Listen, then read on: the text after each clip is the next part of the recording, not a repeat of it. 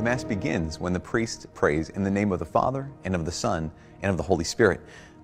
As he says this, we all make the sign of the cross. It's something you've probably done instinctively for years, but it all means something. Even the way you hold your hand means something. Now, in the West, we hold our hands like an open hand like this, because the open hand is a sign of blessing. It's a symbol of blessing. So we, in a sense, bless ourselves.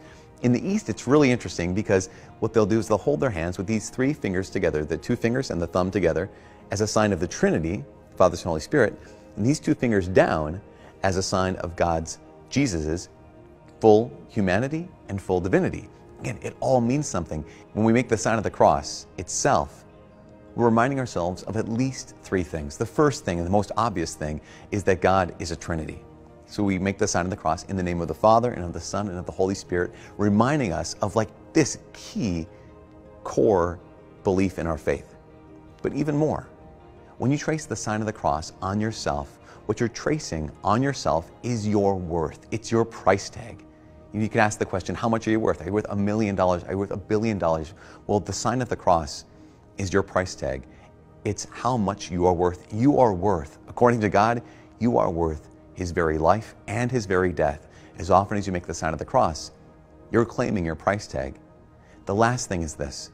So many people kind of lose their story in life. They don't know why they're here in life. They don't know the meaning of life. Well, there's this old book back in the last century called the Baltimore Catechism. And in it, it asks a couple questions. And the first question is this: who made you? Well, the answer, God made me. But the second question goes to the heart. And the question is, why did God make you?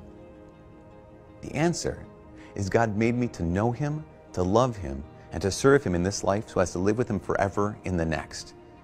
As often as you find yourself kind of not knowing the meaning of life, or not knowing, does your life have a purpose, or do you have a story, you can make the sign of the cross. And it reminds you that you're here for a reason. You're here to know God, to love Him, and to serve Him in this life so as to live with Him forever in the next. That's all wrapped up in that sign of the cross.